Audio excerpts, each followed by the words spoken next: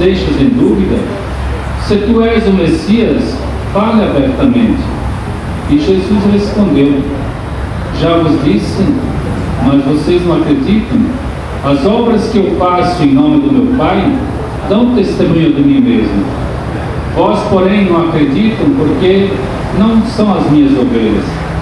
As minhas ovelhas escutam a minha voz e eu conheço, e elas me seguem. Eu dou a vida eterna, e elas jamais se perderão, e ninguém vai arrancá-las da minha mão. Meu Pai, que me deu essas ovelhas, é maior do que todos, e ninguém pode arrebatá-las da mão do meu Pai. Eu e o Pai somos um. Até aqui a palavra que traz a vida e traz a salvação. Glória a vós, Senhor.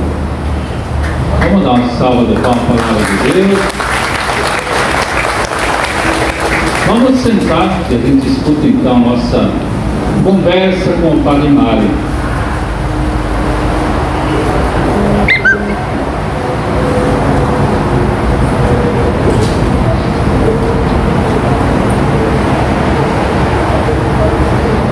Em geral, na estrada, quando eu levo a missa, eu não seguia bem certos livros. Pegava o que podia servir mais ao povo que estava reunido e justamente usava isso. Mas hoje pedi ao Padre Mário para nós fazer justamente as leituras de hoje. E quero explicar principalmente esta primeira leitura que o jovem nos deu aqui bastante bem, então ajudou a todos a entender, e eu gostaria de justamente explicar isso. É a leitura dos Atos dos Apóstolos, essa primeira leitura. Atos dos Apóstolos está na Bíblia, é um dos livros da Bíblia. E trata justamente dos primeiros anos depois da ressurreição de Jesus Cristo. Então, Jesus Cristo provavelmente ressuscitou naquele ano 40 da nossa era, e logo depois, quem assumiu todo o trabalho evangélico eram os apóstolos de Jesus Cristo. Aqui nós temos escrito que já houve até a morte de um diácono, Estevão, que o condenaram à morte. Condenaram porque ele tinha coragem de falar de Jesus Cristo. E naquele tempo era proibido falar de Jesus Cristo. Os apóstolos, em geral, eles encontravam um jeito de falar, mas o diácono Estevão tinha mais coragem. Ele diz na cara no julgamento perante os juízes, ele diz que o único que pode nos salvar é Jesus Cristo. Então disseram: esse homem merece morrer. Mataram ele a caminhadas. Naquele tempo era assim, não tinha revólver, não tinha fuzil, não tinha outra coisa, mas tinha as pedras. Então matavam as pedras a pedrada, jogavam até matar, e mataram assim o Estevão. Então aqui nós temos justamente escrito isso. E depois da morte de Estevão, os cristãos, de medo da perseguição, eles se espalharam mais para não ficar sempre no mesmo lugar. Só os apóstolos que ficaram naquela cidade de Jerusalém, que era a cidade santa de todos os judeus, eles ficaram lá. Mas assim não se espalharam. E está escrito assim uma coisa muito interessante, que mesmo esses cristãos que se espalharam falavam de Jesus Cristo, mas não falavam a quem não era judeu. Quem era de outra origem, e naquele tempo eram gregos, eram de outras nações, então não falavam com aquele povo. Os judeus tinham aquela aquele preconceito contra todas as outras nações. Então, mesmo esses cristãos também acharam que só falar com os cristãos e com os judeus, e não falar com os outros de outras nações. E está escrito assim que, contudo, alguns deles, habitantes do Chipre, uma ilha no mar Mediterrâneo, Chipre, e da cidade de Cirene, chegaram a Antioquia, que hoje também é porto, é muito importante, até hoje é uma cidade importante. Chegaram lá em Antioquia e lá começaram a falar para os gregos. Então não só os judeus, eles começaram a falar para os gregos, falando de Jesus Cristo. E muitos gregos aceitavam aquela mensagem do Evangelho, pediam o batismo e se tornavam cristãos. Então depois está aqui escrito que aquela cidade de Antioquia era o primeiro lugar onde aqueles discípulos de Jesus Cristo eram chamados de cristãos. Antes os chamavam, não sei de que maneira, mas a primeira vez que chamaram de cristãos foi lá naquela cidade de Antioquia. Isso, essa leitura, justamente que estou explicando para vocês, me lembra como começou a pastoral rodoviária. A pastoral rodoviária começou em 1976. Foi o bispo de Ponta Grossa, o Geraldo Pelanda. Geraldo Pelanda era aqui do bairro dos Pelanda, que tem aqui em Curitiba. Ele nascido lá, tornou-se bispo de Ponta Grossa. E aquele bispo, Dom Geraldo Pelanda, ele me fez proposta para eu me dedicar a serviço do pessoal da estrada. Nem ele sabia como que devia se trabalhar e nem eu não sabia. Assim que o primeiro era aquele tentar para cá, tentar para lá, mas aos poucos Deus ajudou que o trabalho da pastoral rodoviária se desenvolveu. E hoje são já 50 e tantos anos da pastoral rodoviária no Brasil. E não existe no mundo inteiro, não existe outra pastoral rodoviária, só aqui no Brasil. Houve tentativas, eu fui para o Chile, me convidaram lá para falar para os padres, para iniciar a pastoral rodoviária no Chile. Muitos acharam bom, mas chegou a pegar no trabalho, então acharam que é difícil, que não vai. Convidaram-me para a Argentina, fui falar lá, também falei, também queriam, mas no fim desistiram. Fui para a Colômbia, também fui lá, explicando tudo, também ficou só na conversa e não passou para mim.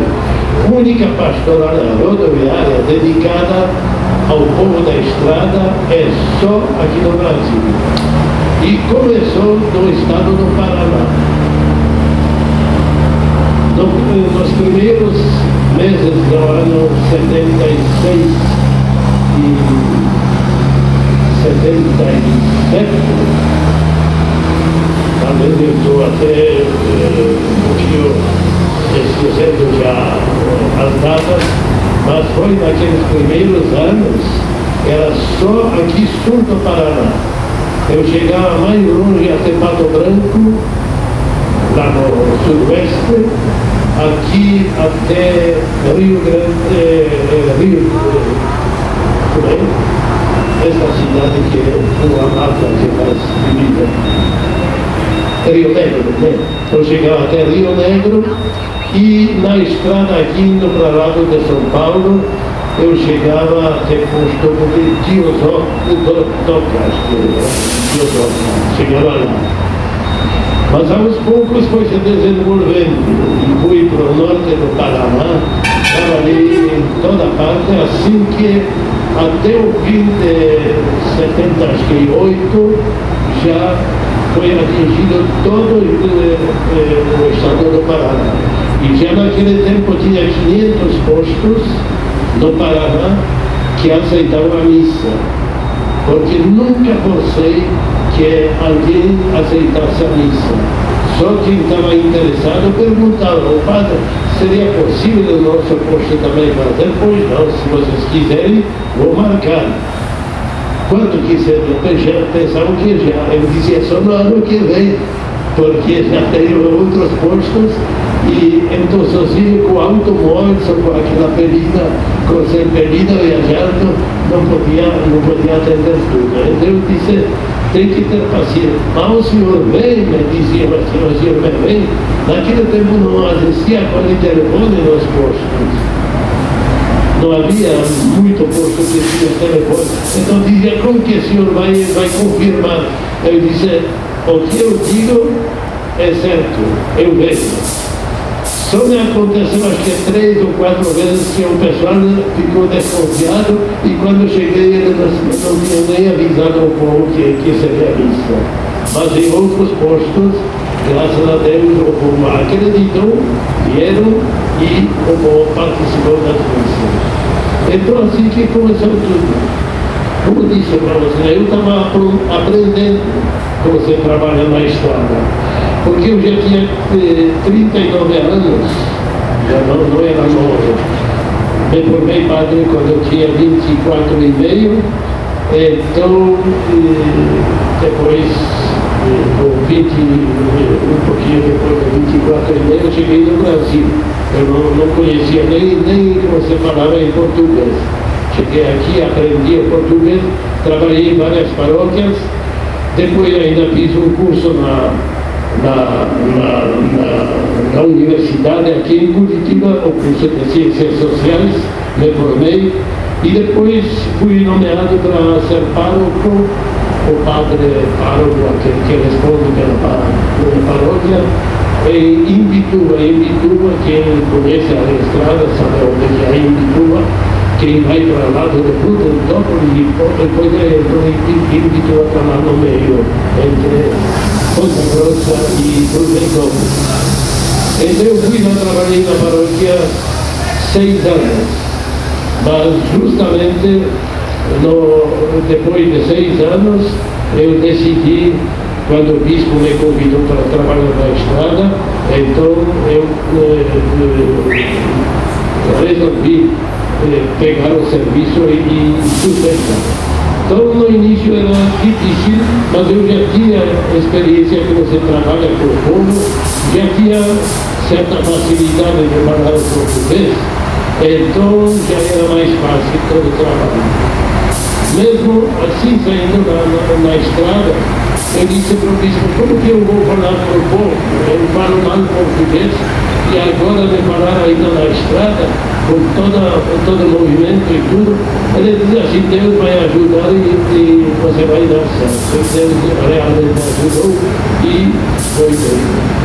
Então assim eu trabalhei até o ano 2010. No ano 2010 parei de trabalhar porque estava doente, bastante doente, não podia mais trabalhar, então deixei de trabalhar na estrada. Mas na época, quando eu parei, já tinha 3 padres que estavam trabalhando. Justamente o padre Germano, falecido ano passado, o padre Miguel, que também faleceu ano passado, e o padre Arno. Só que os 2 faleceram, sobrou só o padre Arno. Seria bom que tivesse mais padres para ajudar ele, para não ficar, ao menos sozinho não ficar. É importante para um padre assim que vive na estrada ter algum companheiro para sentir que tem apoio, mas infelizmente não tem. Por isso eu penso que nessa missa vocês pensam assim em silêncio, pensam a Deus, que Deus dê a graça à igreja aqui no Brasil, que realmente nós temos mais padres para trabalhar na estrada. Isso é importante. Veja bem que aqui, conforme foi lido para você, que aqueles primeiros cristãos eles falavam só com os judeus, não queriam falar com ninguém. Depois chegaram lá os de Chipre e de Cirene, que justamente chegaram à cidade de Antioquia, e lá começaram a falar também aos gregos. E assim cresceu a igreja aos poucos cada vez maior. Então é importante isso. Isso que aconteceu na estrada. No início era pouco, mas aos poucos foi crescendo, foi crescendo. Hoje é grande, mas precisa padres. O que é mais difícil agora é mais padres para esse trabalho na estrada. Então, peço a Deus essa graça durante a missa, que nós tenhamos mais padres e principalmente padres na estrada. É mais ou menos isso que eu quis explicar para vocês. Baseado nisso que aconteceu naqueles anos, 4 ou 5 anos depois da ressurreição de Jesus Cristo, já havia essas dificuldades, mas cresceu porque Deus quis que tudo crescesse. Então, é isso que eu expliquei hoje aqui. E deixo agora todo o comando com o Padre Alex. Eu sou só cristão, vamos devagarinho, né? Como de costume nós fazemos o nosso ofertório na estrada, com os símbolos que vocês usam.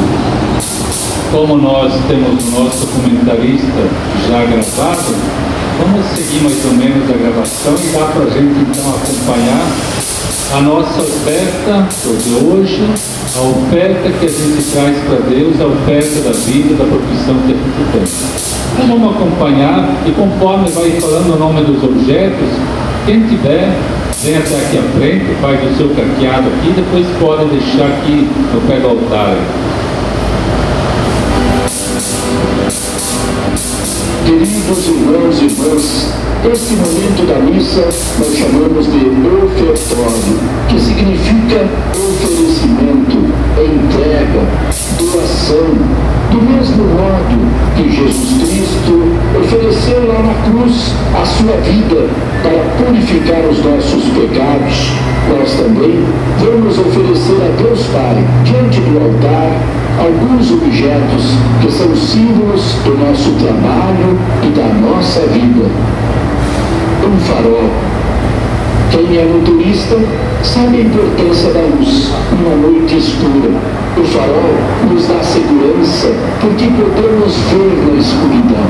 Da mesma forma, na nossa vida, muitas vezes vivemos momentos de trevas e de escuridão, situações em que perdemos o rumo da nossa caminhada. É nessa ocasião que devemos nos apegar a Jesus, que disse: eu sou a luz do mundo. Quem me segue não anda nas trevas. Querido Jesus, seja para nós a luz que ilumina a nossa vida e que nos livra da escuridão da morte e do pecado. Ótimo. O senhor é de onde, mestre? De onde o senhor é?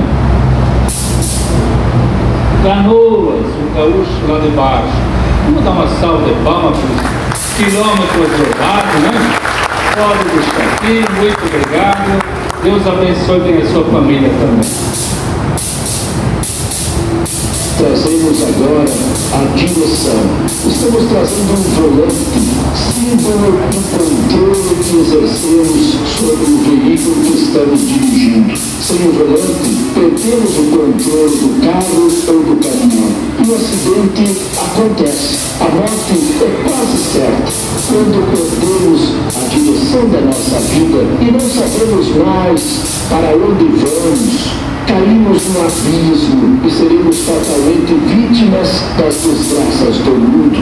Por isso, queridos irmãos e irmãs, devemos confiar a Deus a direção dos nossos pensamentos e das nossas ações, para que Ele seja o nosso caminho e a nossa vida.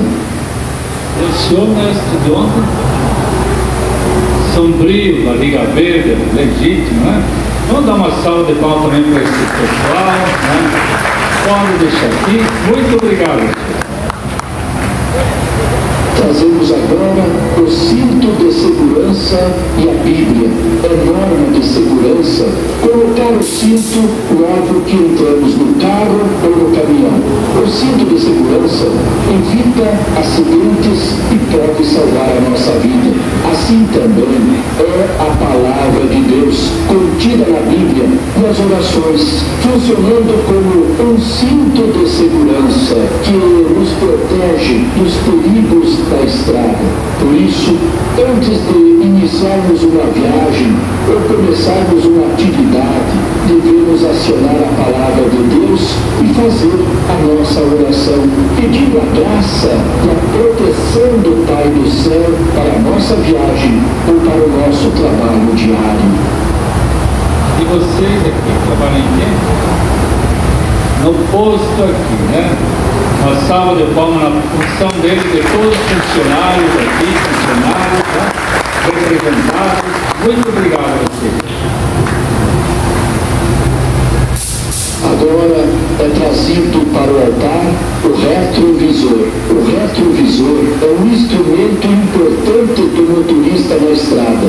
Ajuda quando queremos dar marcha ré, voltar atrás quando percebemos que erramos o caminho e precisamos fazer algumas manobras para retornar e recomeçar a caminhada. O retrovisor também auxilia para termos mais segurança, sabendo a hora certa de fazer uma ultrapassagem ou para ter uma visão completa da estrada. O retrovisor representa aqui o exame de consciência que devemos fazer com frequência na nossa vida, a confissão dos nossos pecados quando pudermos, o pedido de perdão a Deus ou às pessoas que nós ofendemos, a necessidade de voltarmos atrás e recomeçar a vida com mais segurança e com fé. Muito bem, você jovem, Santa Rosa do Sul, de Santa Catarina, né? Muito bem, uma salva de palmas na motorista mais jovem. E por último, nós trazemos então o quadro de Nossa Mãe, Nossa Senhora da Estrada, que o Padre Mário trouxe lá da Itália, né? Madonna del Camino, ou Nossa Senhora da Estrada. Então a gente também tem um casal aqui. Vamos ficar em pé e rezar todos juntos, uma Ave Maria, pedindo a Nossa Mãe da Estrada a proteção a todos e a todas que rodam por esse Brasilzão que a gente tem. Pedir a graça e a proteção, como ela cuidou do seu filho, como no pé da cruz ela aceitou a proposta, também aceita a proposta de cuidar da gente também. Ave Maria, cheia de graça, Senhor, convosco, bendita sois vós entre as mulheres, e bendito é o fruto do vosso ventre, Jesus. Santa Maria, Mãe de Deus, rogai por nós, pecadores, agora e na hora de nossa morte. Amém. Nossa Senhora da Estrada, rogai por nós. Muito obrigado a vocês também, né? Esse não precisa perguntar quem é, né? Todo mundo conhece o seu Luiz, esposa, proprietário do posto, de um dos proprietários, né? Representando os outros sócios também, né? Muito obrigado, gente.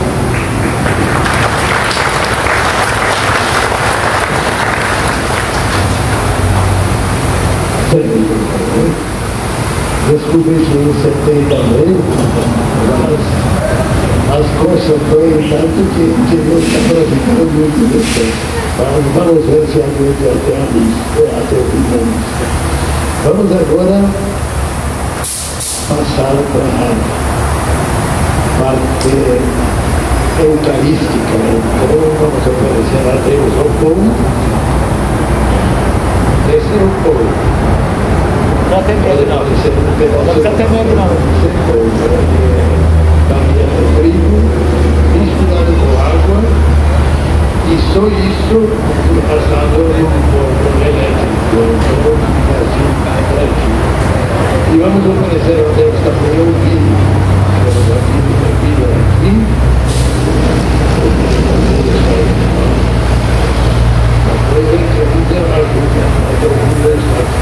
Então vamos oferecer a Deus o vinho misturado com um pouquinho de água e o pão. E organiza, na parte eucarística, o como o vinho se torna por instantes.